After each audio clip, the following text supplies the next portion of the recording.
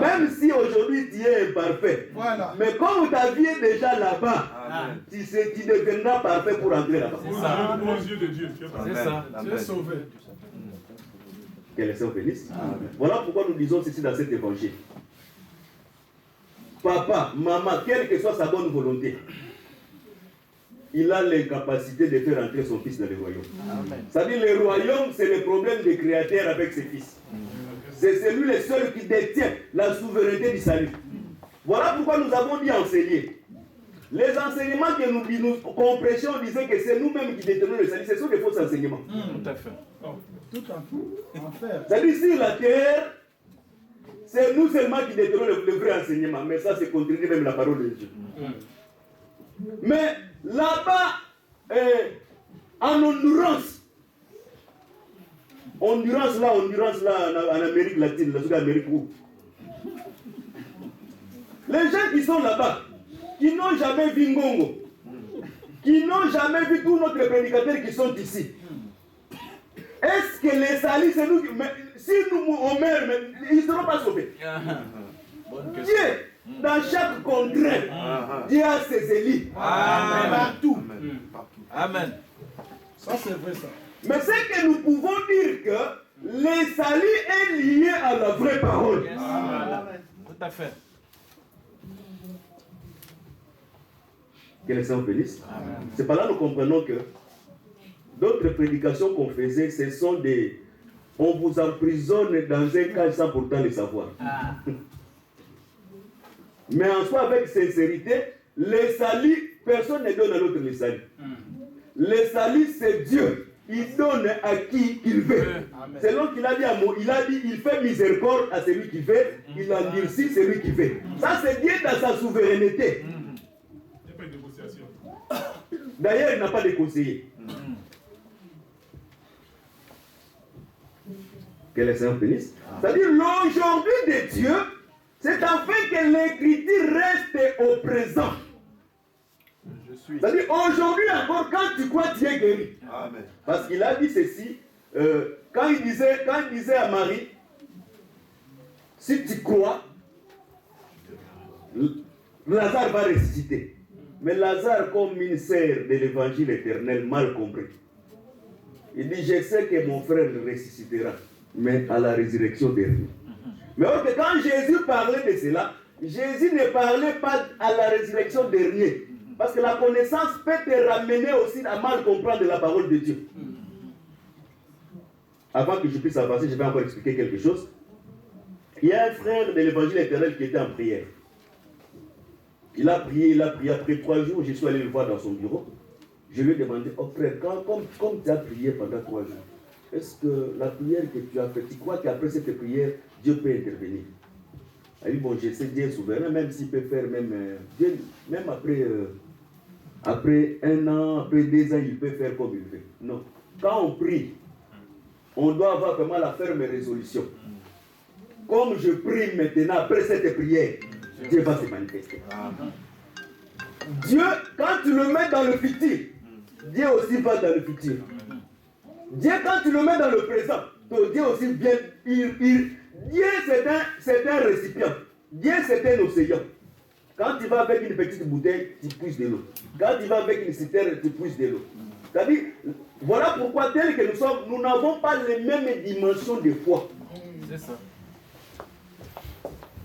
Et Dieu, en sachant cela, Dieu ne nous laisse pas tenter au-delà de notre force. C'est-à-dire, quand Dieu tente quelqu'un, Dieu regarde aussi la dimension de sa foi. Parce que l'épreuve de notre foi doit être éprouvée par le feu. C'est-à-dire, la foi, c'est une épreuve. C'est-à-dire, il y a des gens, leur dimension de foi leur permet de vivre les petites épreuves. Parce que Dieu ne peut pas les laisser tenter au-delà. Parce que Dieu, dans sa souveraineté, voilà pourquoi nous disons ceci. Quand Dieu permet que quelque chose arrive dans ta vie, sache-le qu'en toi, comme étant un enfant de Dieu, il y a la capacité de remonter le problème. Si Dieu trouve que tu es incapable avant que ça t'arrive, parce que Dieu, quand il a compris que les diables pouvaient voyer Pierre et Jacques et Jean, lui-même la nuit, il a prié pour eux. Parce qu'il a su que l'épreuve là était plus supérieure pour Pierre et pour Jacques. C'est-à-dire, Dieu, quand il voit que le problème est plus grand que toi, lui-même, avant que les problèmes puissent arriver, il va résoudre les problèmes. Mais si Dieu laisse les problèmes t'arriver, sache-le qu'en toi, il y a la capacité de surmonter ces problèmes. Amen. Amen. Que les saints bénissent. Le soleil, l'Israël s'est déplacé, mais arrivé à Gabaon, sous la montagne, si la vallée d'Ajalon, la ligne s'est arrêtée. C'est-à-dire, c'est l'arrêt du temps. Mais quand tu regardes que quand Dieu marchait, Dieu ne marchait pas avec les Gabaonites. Mais Dieu marchait avec la maison d'Israël. C'est-à-dire, le temps en soi, quand nous parlons de la prophétie c'est Dieu avec la maison d'Israël. Mais à cause de l'alliance, Dieu a arrêté le temps. C'est-à-dire, quand nous parlons de 70 ans, ou les 70 semaines, les 70 semaines, c'est Dieu avec la maison d'Israël. Est-ce qu'on se comprend? Amen. Tous les 70 semaines, du premier au dernier semaine, c'est Dieu avec la maison d'Israël. Mais quand on est arrivé à Gabaon, le soleil et la lune s'est arrêté. Il y a une écriture en Apocalypse 12 qui dit, il y avait une femme qui était enveloppée de 12 étoiles, le soleil sous sa tête et la lune sous ses pieds. Les dragons, les cœurs du dragon entraînaient un tiers des étoiles. Moi, dans la pensée prophétique, quand je lis la Bible comme ça m'étonne. Parce qu'il y a une écriture, je crois bien, en psaume 84, verset 12, qui dit « Le soleil, c'est un bouclier. » Est-ce qu'on se comprend? Amen. Là, je marche dans la prophétie. Si tu ne comprends pas, je vais retourner après. Mais maintenant, je suis fait dans les temps. La Bible dit une femme était enveloppée de 12 étoiles. Il avait une couronne de 12 étoiles et il était enveloppé du soleil. C'est-à-dire, le soleil, c'était le bouclier pour cette femme. Et sous ses pieds, il y avait la lune. Mais ce qui m'étonne, le quai du dragon avait la capacité d'entraîner un tiers des étoiles. Mais pourquoi le silence du soleil? C'est pendant que le soleil servait à cette femme un bouclier. Que les saints bénissent. Amen. On va en parler parce que si on parle maintenant, on va se perdre ce que nous voulons dire. C'est-à-dire, Gabaon en soi, Gabaon c'était une montagne.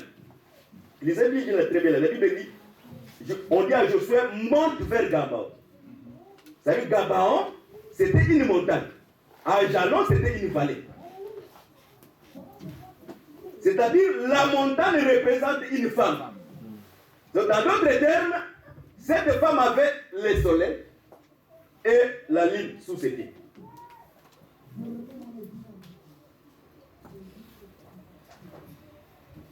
Josué dit,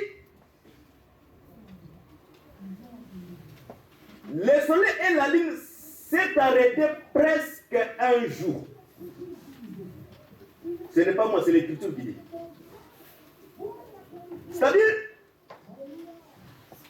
Dieu, le jour de l'arrêt du soleil, Dieu a créé un jour en dehors du temps. Est-ce qu'on s'attend? Dieu a créé un jour en dehors du temps. Or, le jour que Dieu a créé en dehors du temps, c'est ce que nous appelons le jour de la grâce. On se comprend. Amen. Parce que si ce n'est pas en dehors du temps, c'est qu'on aura 71e semaine. Mais Dieu a créé les jours-là. Parce que le temps, c'est la marche d'Israël. Quand Israël s'arrête, le temps s'arrête. Dieu maintenant a créé un jour en dehors de ligne du temps. que Daniel dit. Au 69e semaine, un noix sera retranché. Prenons maintenant ce qui s'est passé maintenant à Gabaon. Nous comprenons directement que le soleil marchait. Parce que nous croyons que le soleil c'était une personne. Il marchait dans les rues de Jérusalem. Mais sur la croix, quand il s'est arrêté, la ligne aussi s'est arrêtée. Parce que à la croix, la Bible dit, la nuit aussi a intervenu. Et en dehors du jour, à la croix, Dieu a créé un autre jour. Est-ce qu'on se comprend? En dehors de la croix, en dehors du jour, sur la croix, Dieu a créé un autre jour. C'est-à-dire, si toi et moi aujourd'hui, nous sommes participants de la grâce, parce qu'en dehors du peuple que Dieu a fait alliance avec eux, sur la croix, à cause de l'arrêt du soleil, Dieu nous a créé un jour pour notre salut. C'est-à-dire, le salut pour nous, c'est un jour en dehors du temps que Dieu a créé expressément pour sauver les nations.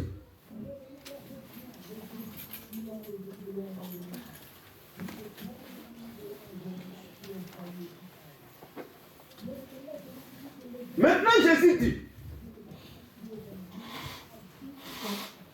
j'ai utilisé ce temps que je le recommande. Non, tu as dit 46 ans, c'est-à-dire avec les 3 années que Jésus a fait sur la terre, c'est-à-dire Jésus a totalisé, c'est-à-dire du temple à la mort, 49 ans. Or, quand il y a la 49e année, nous devons voir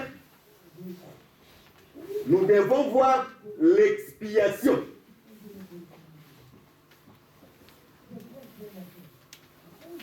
Or, la Bible dit ceci, le sang de bouc, le sang de brebis, le sang des animaux ne pouvaient pas expier le péché de l'homme. Voilà pourquoi tu verras que Abraham a construit les autels tout au long de sa marche. Il en a construit 4. Les 4 hôtels, quand il a construit, pour l'Holocauste, ce n'était plus les animaux. Pour l'Holocauste, c'était Isaac. C'est-à-dire, quand Dieu vient pour l'expiation, pour qu'il entre, pour que l'expiation soit effective, parce que les sangs de brebis et de boucs couvraient seulement le péché et renouvelaient le souvenir du péché chaque année. Mais le sang de Jésus-Christ, quand il est venu ôter les péchés. C'est-à-dire, celui qui a cru, ses péchés sont ôtés. Est-ce qu'on se comprend? Amen. On se comprend. Amen. Maintenant, l'aujourd'hui devait maintenant s'accomplir le jour de Pentecôte. C'est-à-dire, la délivrance, qui est le son de la trompette de la jubilé, a commencé à sonner, c'est le jour de Pentecôte. C'est par là que nous avons compris que le son de la trompette que les prophètes sonnaient l'année de jubilé, c'est le même son qui était sorti dans la bouche de Pierre. C'est-à-dire, Pierre prêchait, c'était pour nous annoncer à nous l'année de la grâce et l'année de notre délivrance. C'est-à-dire en soi, le message de la grâce, c'est le message de la délivrance. Voilà pourquoi nous disons ceci. Tout celui qui est possédé, parce que nous trouvons que dans nos évangiles, il y a beaucoup de possédés. Tout celui qui est possédé n'héritera pas le royaume des cieux. Si tu es possédé de l'esprit de l'impudicité, l'esprit d'adultère, l'esprit de mensonge, tous ces esprits-là, tu n'hériteras pas le royaume des cieux. Parce qu'un frère, il a dit à son père, le péché, ce n'est pas l'impudicité. Mais le péché, c'est là où tu écoutes les mauvais enseignements. Trop spirituel. Mais bien que moi, je suis dans l'impudicité, mais comme j'écoute la bonne parole, moi je serai sauvé. Non, non, la Bible ne dit pas cela. La Bible dit ne vous bornez pas seulement à écouter la parole de Dieu. Mettez-la en pratique. C'est-à-dire, le salut, c'est écouter et mettre la parole de Dieu en pratique. Que le Seigneur bénisse. C'est-à-dire, à Gabaon, avant que l'Israël continue sa marche, il faut que Josué puisse vaincre tous ses ennemis. Est-ce que c'est compris? C'est-à-dire, si Josué il a la victoire sur tous ses ennemis, c'est à ce moment la marche va continuer. Or, le jour-là, Dieu l'a créé spécialement pour que Josué puisse vaincre tous les ennemis qui vont combattre les Gabaonites. Or, Gabaon, c'est toi et moi. Voilà pourquoi Christ, la Bible dit ceci, il est assis à la droite du Père jusqu'à ce qu'il fasse tous ses ennemis le marche bien. C'est pour dire que si aujourd'hui nous ne sommes pas encore enlevés, c'est parce que Christ est en train de combattre tous nos ennemis. Est-ce qu'on se comprend? Amen. Parce que le mensonge, c'est un ennemi que Christ doit vaincre dans ta vie. Avant que nous ayons dans l'autre dimension des ennemis, l'impudicité, l'adultère, c'est un ennemi que Christ doit vaincre dans ta vie. Quand il va achever de vaincre l'ennemi qui est en toi, c'est à ce moment que le salut sera manifesté. Mais aussi longtemps qu'il n'a pas encore vécu l'ennemi qui est en toi, le salut ne sera pas encore manifesté. Si l'Éternel, le Seigneur tarde encore à venir, parce qu'il y a encore certaines imperfections qui se trouvent en nous, que le Seigneur n'a pas encore vécu dans notre vie. Que le Seigneur bénisse. Mais dans d'autres termes, parce que Dieu marchait avec Israël. Ésaïe 5 dit ceci. Israël était la vigne de l'Éternel. Dieu a fait tout afin que sa vigne puisse produire les bons fruits. Mais la vigne n'a pas produit les bons fruits. À cause de cela, Dieu devait abattre les clôtures afin que les animaux des champs entrent pour fouler la vigne de l'Éternel sous leurs pieds. Fouler, c'est-à-dire dominer. Quand on dit que nous foulerons le méchant sur nos pieds, c'est-à-dire nous dominerons sur le méchant. C'est pour là que je comprends que l'alliance que Dieu avait fait avec l'Israël, c'est-à-dire la loi, c'était les clôtures qui protégeaient la maison d'Israël. Voilà pourquoi, quand Moïse pouvait voir un Égyptien combattre un Hébreu, directement, Moïse doit prendre la part d'un Hébreu et tuer l'Égyptien. C'est-à-dire, au temps de la loi, Dieu était le seul secours qui défendait l'Israël quand les nations combattaient l'Israël. Dans d'autres termes, je comprends maintenant que ce qui gardait l'Israël, c'était la loi. Voilà pourquoi Christ dit, cette temple ne restera pas pierre sur pierre. Derrière ça, il y avait aussi la promesse d'être chassé, d'être attaqué. Or, quand nous disons de la loi de Dieu, la Bible me dit ceci. Moïse, quand il est monté sur les montagnes de Sinaï, Dieu a donné les 2 tables de la loi. Et Moïse a ramené les tables, il a introduit dans le tabernacle. Il a pris la verge qui avait fleuri, il a mis dans le tabernacle. Il a pris la manne qui descendait, il a mis dans le tabernacle. C'est-à-dire, le tabernacle nous a permis que nous puissions voir que les tables de la loi marchaient. Le tabernacle nous a permis que nous puissions voir que la verge d'Aaron pouvait marcher. Le tabernacle nous a permis que nous puissions voir que la manne pouvait marcher. C'est-à-dire, dans d'autres termes, que le tabernacle là de Moïse, c'était l'ombre du vrai tabernacle. Or, le vrai tabernacle, c'était la personne du Seigneur Jésus-Christ. C'est-à-dire, quand Jésus marchait, nous avons compris que la loi que Moïse avait donnée à l'oreille, c'est elle qui marchait dans les rues de Jérusalem. Est-ce qu'on se comprend? Quand Jésus marchait, on voyait la verge d'Aaron qui marchait. C'est par là qu'on a compris, quand on voyait Jésus, comme c'était la verge d'Aaron qui marchait, on a compris qu'en Jésus, il y avait la puissance de la résurrection. C'est-à-dire, quand Jésus marchait, on pouvait voir que c'est la manne qui marchait. C'est dans d'autres termes, c'est Jésus qui était la clôture qui protégeait la maison d'Israël.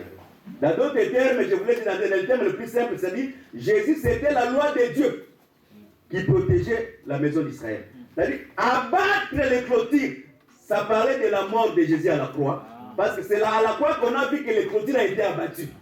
Comme les clôtures ont été abattues, c'est-à-dire nous les nations, dans la manière où nous sommes aujourd'hui, nous régnons sur l'Israël aujourd'hui. Parce que leur clôture qui est Jésus a été abattue. Or, quand la clôture est abattue, c'est à ce moment la porte et la vallée de la grâce s'ouvrent chez nous, les nations. C'est-à-dire la destruction. À la même moment, pour les gens qui sont sauvés, l'œuvre de la croix c'était l'expiation, mais pour aussi écarter l'Israël du salut, l'œuvre de la croix était le clôture qui a été abattu afin que l'Israël ne soit plus sous la sécurité de Dieu. Mais aujourd'hui, à celui qui a cru, le nom de l'Éternel qui est sa parole, c'est un tour fort où nous avons trouvé notre refuge. Est-ce qu'on se comprend? Maintenant, Daniel dit, les 70 semaines sont fixées pour ton peuple. Quand tu descends en bas, on dit que les dévastateurs, au pluriel, feront des choses abominables. C'est-à-dire, dans les 70 semaines, nous avons les dévastateurs au pluriel et nous avons les dévastateurs au singulier. Lisez très bien cette écriture. Dans les 70 semaines, nous avons les dévastateurs au pluriel et nous avons les dévastateurs au singulier. Daniel nous explique sur les dévastations. Christ dit, quand vous verrez la désolation et l'abomination s'établir dans les lieux saints, sachez que le temps est proche. Maintenant, Paul vient expliquer la même chose. Parce que les prophètes, ils parlent la même chose, mais chacun a son langage. Paul dit ceci. Quand vous verrez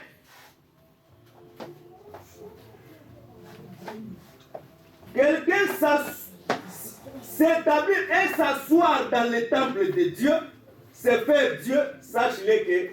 C'est-à-dire, là il explique les dévastateurs, et Paul explique comment ça va se faire. C'est-à-dire, quelqu'un entrer dans le temple de Dieu et se faire Dieu. D'autres fois, nous avons expliqué comment l'homme peut se faire Dieu. Je vais donner un petit exemple. Aujourd'hui, Dieu demeure dans la maison de Dieu, c'est les Écritures.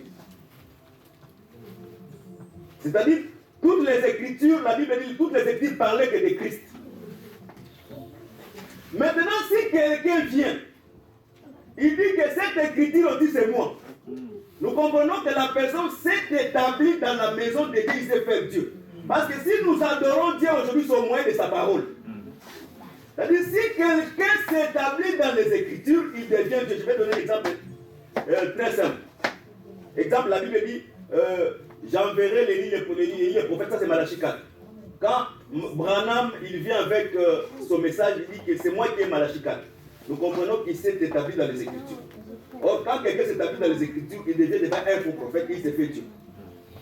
Mais d'autres personnes, il s'est fait Dieu non en citant les Écritures, mais nous avons les yeux de voir que cette personne s'est fait Dieu. Que les Seigneur bénisse. Amen. Premier exemple.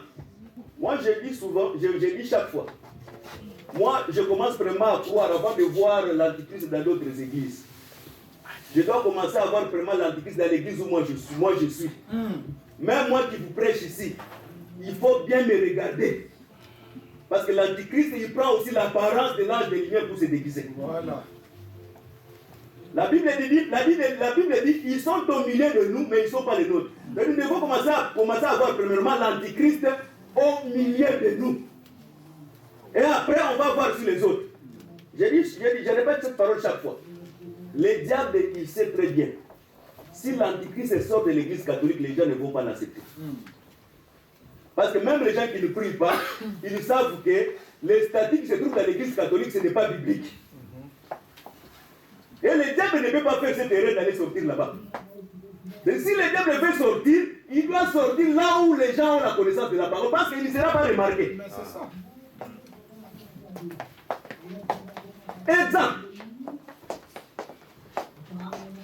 Nous savons qu'il y a le Père dans l'évangile. Il faut bien préciser. Parce que Paul dit, je suis votre Père par l'évangile.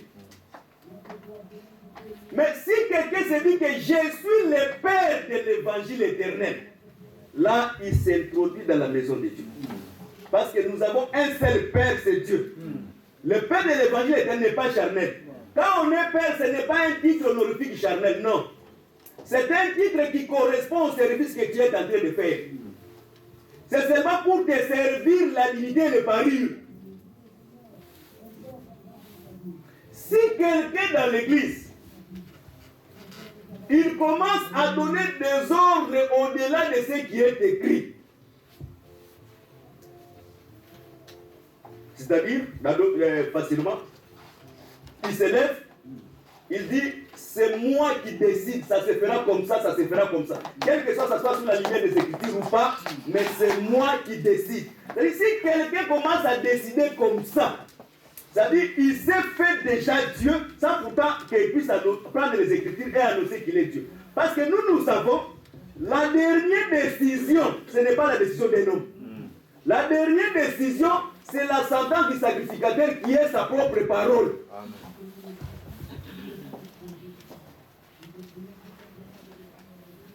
Que le Seigneur vous bénisse. Amen. C'est-à-dire, beaucoup de gens ils se sont fait déjà Dieu, mais sans pourtant ne savoir qu'ils sont Dieu. Kimbangu tel qu'il est là, si les gens appellent Dieu, il n'a jamais dit qu'il est Dieu comme ça, peut-être lui-même quand il prêchait. Mais aujourd'hui, au travers de son enseignement, parce que l'enseignement c'est une semence. Si tu les aimes aujourd'hui, même Branham lisait bien ses brochures, il n'a jamais dit qu'il est Dieu. Mais sa manière de prêcher, la semence qu'il a semée, plus tard cette semence a germé et ça a permis qu'aujourd'hui qu'on puisse dire que Branham est un Dieu. Et la manière de prêcher, voilà pourquoi quand il prêche, il ne peut pas prêcher par motif. Parce que la manière de prêcher peut ramener déjà à te faire un Dieu. C'est vrai.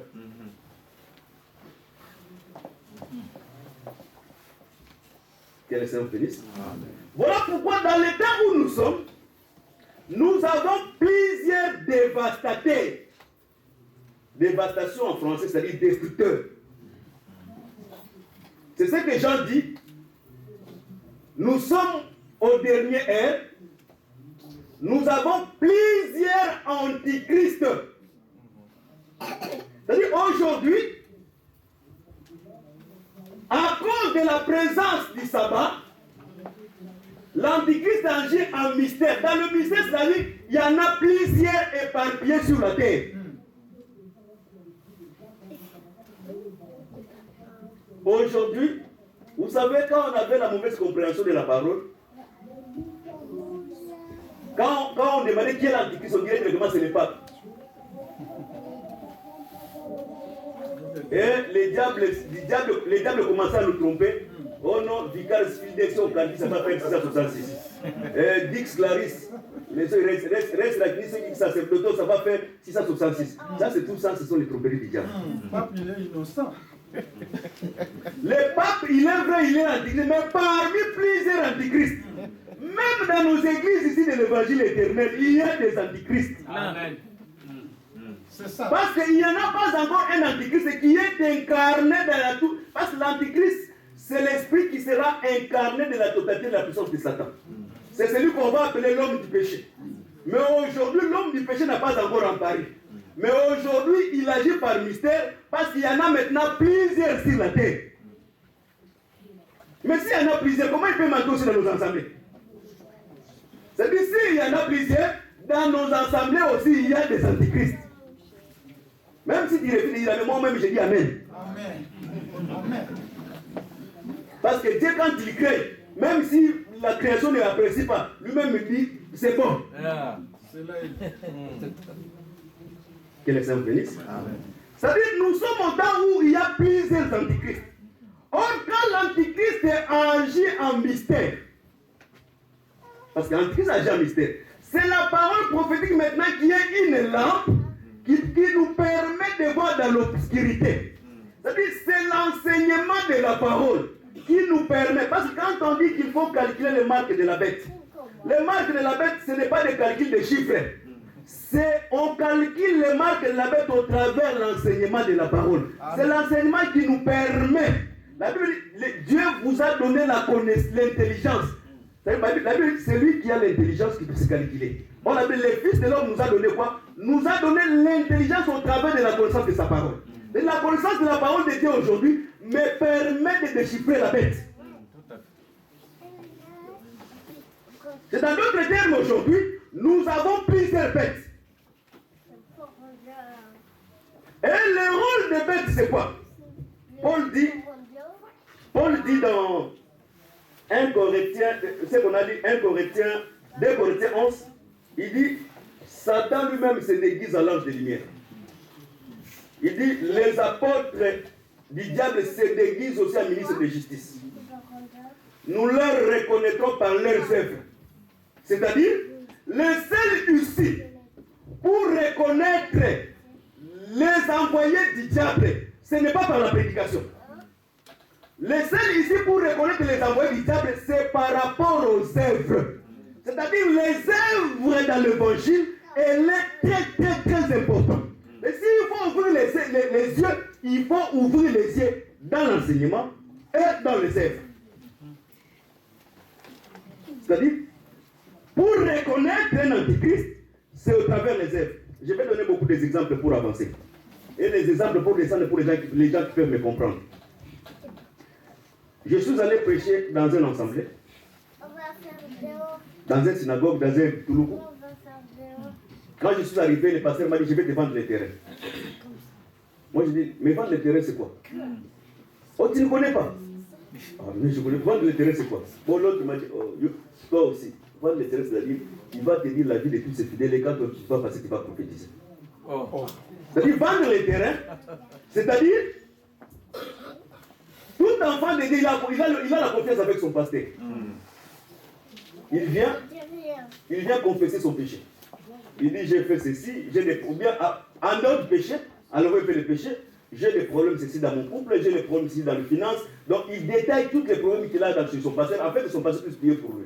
Or son pasteur, c'est parmi les plusieurs fois antichrist qui sont dans l'église.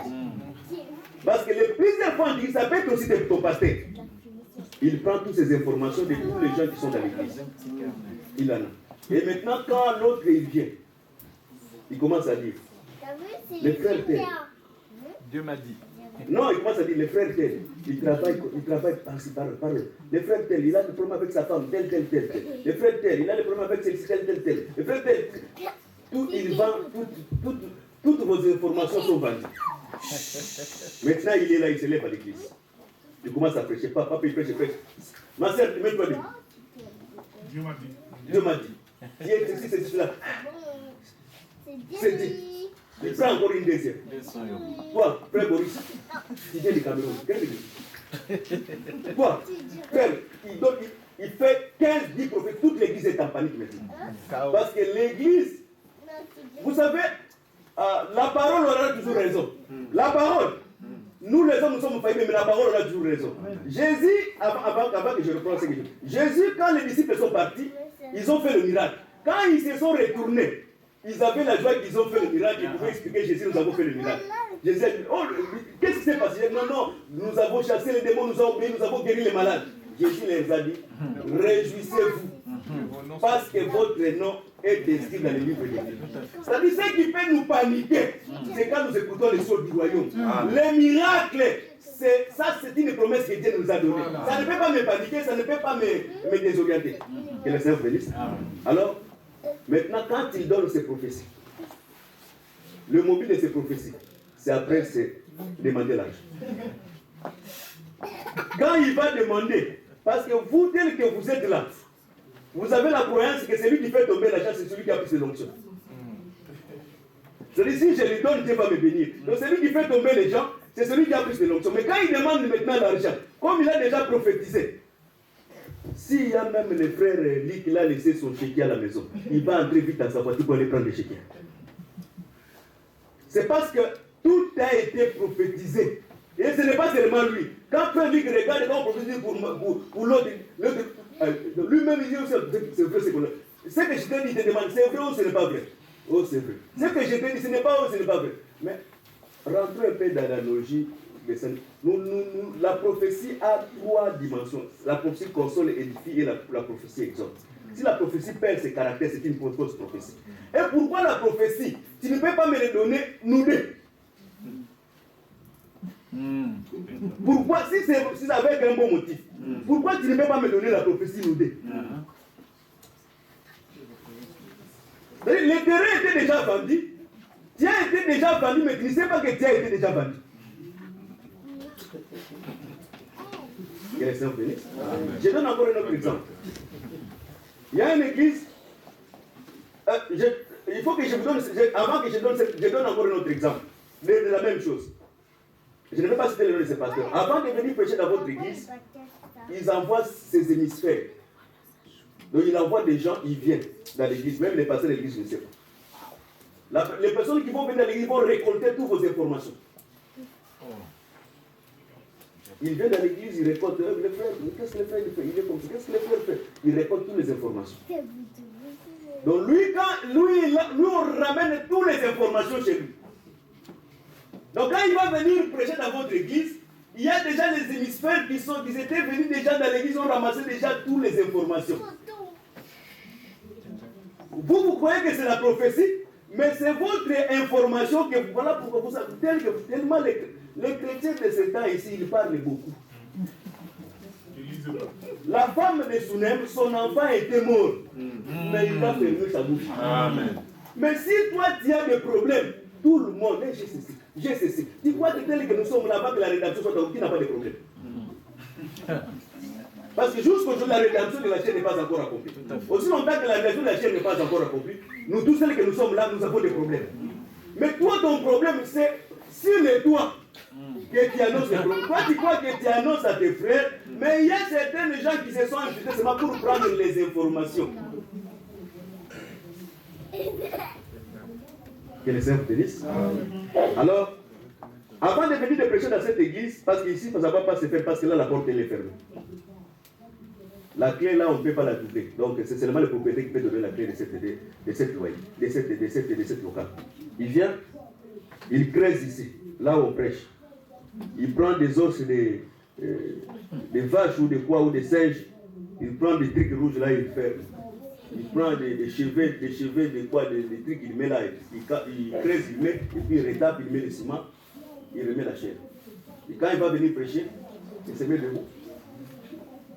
Il prêche, il ne va pas beaucoup prêcher. Le Saint-Esprit est en train de me tourmenter, de me bouger tel que je suis. Parce que vous, quand on vous dit que le Saint-Esprit est en train de me bouger, vous tous, vous me bouger. Donc là, l'onction a monté. Elle me bouge, le Saint-Esprit est en train de me tourmenter. Tel que je suis là, ici ou là où je suis. Si votre vie n'avance pas dans cette église, on a mis des trucs ici. Frère, viens. Prends un, viens décaver ici. Il enlève la lettre. Quand ils vont arriver, les os avec les mouchoirs rouges, les os, toute l'église, nous n'avançons pas, c'est parce que c'est là. Nous n'avançons pas. Donc, l'église, elle est déjà partie. Celui qui est venu vraiment, c'était un faux prophète. Il a vu les trucs qui sont dans notre église. Des années. Vous croyez que ce sont des réalités, mais ce sont des montages montés de toutes pièces pour retirer votre argent. Or, nous savons que le Dieu que nous prêchons, Dieu n'est pas ici. Nous, quand nous venons, nous ramenons Dieu. Amen. Quand nous partons, nous partons avec. Alléluia. Même ici, après nous, si c'était le culte de francs-maçons, ils pouvaient faire leur Ça nous regarde. c'est-à-dire, nous, on n'a pas de problème avec même la chair. Je peux prêcher même de l'autre côté là-bas. Donc ce n'est pas les choses qu'ils ont mis ici. C'est ça qui nous a bloqués. D'ailleurs, un enfant de Dieu, il est comme Samson. Quand il craint Dieu, on ne peut pas le lier. Parce que ce qui trahit Samson, c'est le péché. Quand le rasoir que l'image du péché passe sur la tête de Samson, Samson devient sans force. C'est-à-dire, un enfant de Dieu craignant Dieu, la Bible dit ceci. La crainte de Dieu, c'est un refuge avec assurance. Quand je crains Dieu, je sais que je suis, parce que aussi longtemps que j'ai obéi à la parole de Salomon, je suis à Jérusalem, je suis en sécurité. Chimée, sa sécurité termine quand il sort de Jérusalem. Que le Seigneur bénisse. C'est-à-dire, le rôle de plusieurs dévastateurs, c'est préparer les chemins pour les dévastateurs. C'est-à-dire, le rôle de plusieurs antichrists, c'est préparer les chemins pour un antichrist. Sur la croix, nous avons prêché, c'est Dieu qui a bâti le clôture. Mais nous croyons aussi que quand nous prêchons, la doctrine aussi, c'est le balustrade, c'est un clôture pour le peuple. Est-ce qu'on se comprend? La doctrine, c'est la balustrade qui est la sécurité du peuple. Dans d'autres termes, Paul dit, quand tu parles sur les armes de l'esprit, arrivé à Éphésiens, il dit que ayez la foi comme étant le bouclier.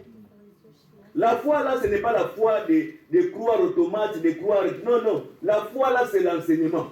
C'est-à-dire l'enseignement, c'est un bouclier. Dans d'autres termes, l'enseignement, c'est un mirail qui nous entoure. Mais le rôle, parce que Néhémie 4, je crois bien verset 3, je ne me trompe pas, Tobita il dit, construisez ce mirail, un renard va se jeter sur le mirail va tomber. C'est-à-dire, le mirail comme étant le fondement, le rôle des renards c'est quoi? C'est renverser les fondements. Voilà pourquoi tu verras. Ça c'est 2 Timothée 2,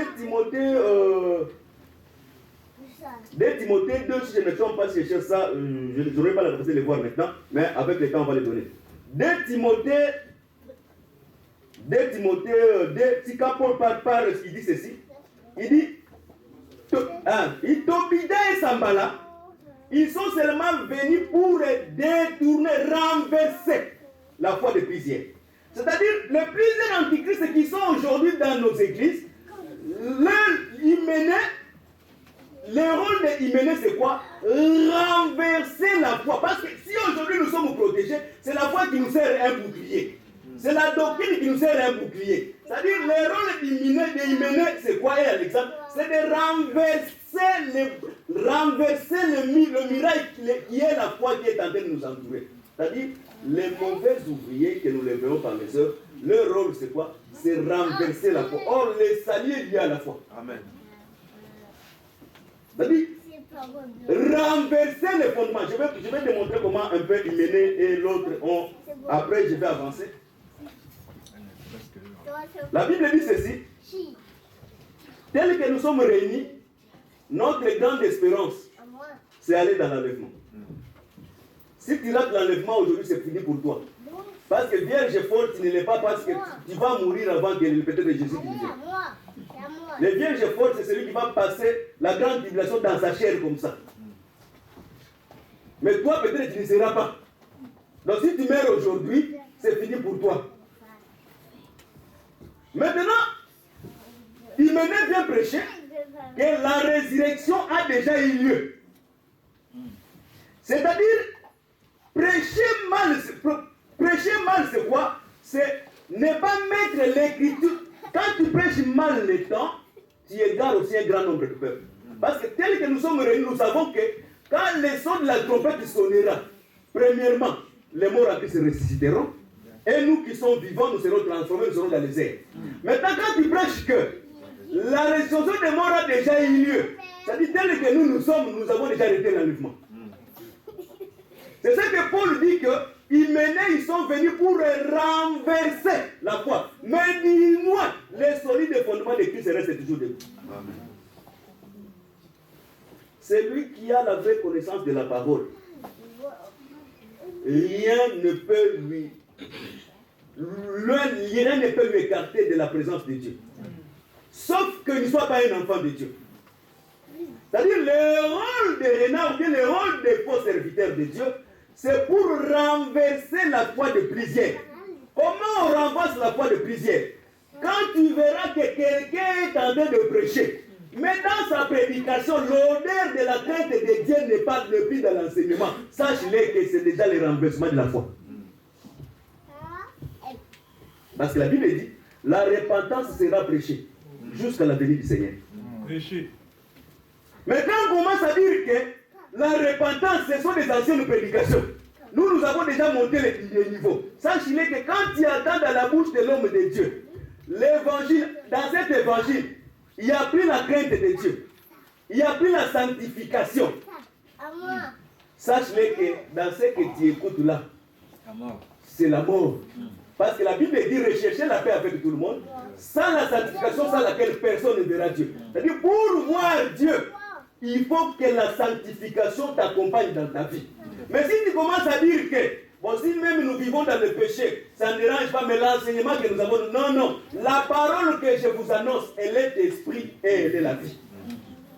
C'est-à-dire, si dans la bouche du prédicateur, il n'y a plus la crainte de Dieu dans le message, la parole commence à réjouir les gens par des multiplications de mots.